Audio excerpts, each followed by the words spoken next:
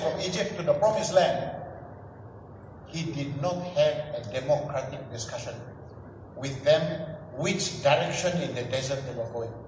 There's no GPS. He just said, believe me, come and walk with me.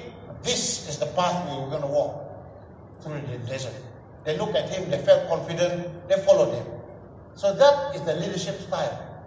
You cannot have too much democracy. You can hear people, you can work with people, but when you have to call the shot, you've got to call the shot.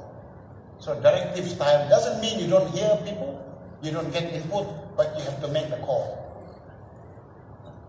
If you do a transformational journey to make big changes in what you intend to do, you will not escape what is called the dissatisfaction phase. Just like when I was in Malaysia Airlines. They said, oh, Idris Jala, very nice guy, right? Very simple kampong fellow. He's okay. But when I told them we have to let go of 3,000 staff, in 2005, when we said goodbye to 3,000 people voluntarily, for the record, it was the single biggest manpower reduction exercise in corporate Malaysia in history for one single company. But I wanted to make it in a manner that was peaceful and voluntary. People volunteered who wants to go, and we paid them good money to do that. So we worked with the union and the staff council and the individual to make that happen. But still, there are resistance from a lot of people to doing that. You know, the biggest dissatisfaction was this. I found out, I didn't realize this.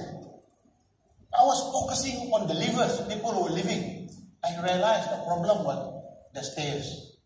Because the stayers, the guy leave, the guy who's staying behind is going to do his job, including his own job. So the guy said, I wanted to go too. I wanted to take the money. But we told him, no, we don't want you to go. We want you to stay here. But he said, but this guy is a lazy fellow, no? For the last 10 years, he never worked. I'm the one who works. Now you give him the voluntary severance money.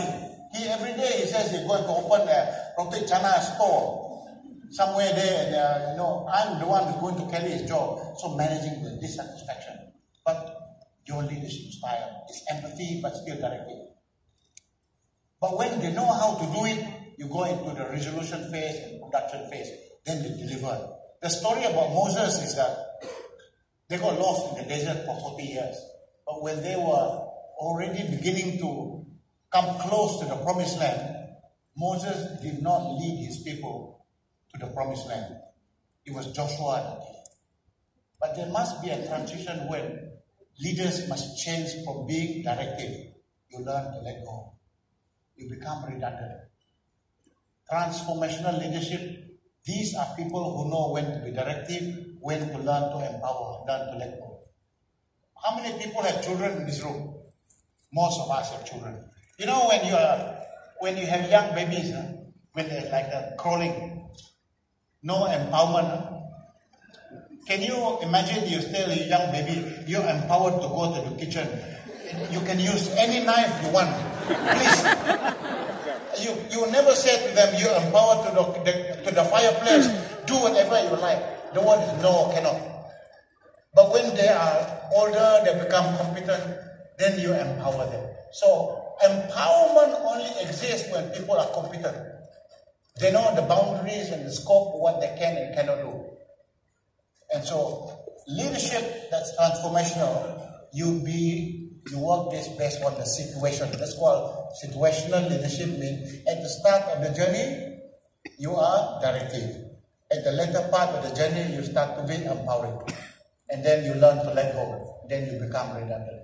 And you learn to let other people take over the job and become better. Like David, now hire a CEO. Eventually, he will let him be the CEO. Or if it's not good, find somebody else. So that's the way to do it. Eventually, we all must learn to let somebody go. My boss in Shell, he told me one day, he was a nice guy. He said, you know, Idris, the graveyard is full of, in quotes, indispensable people.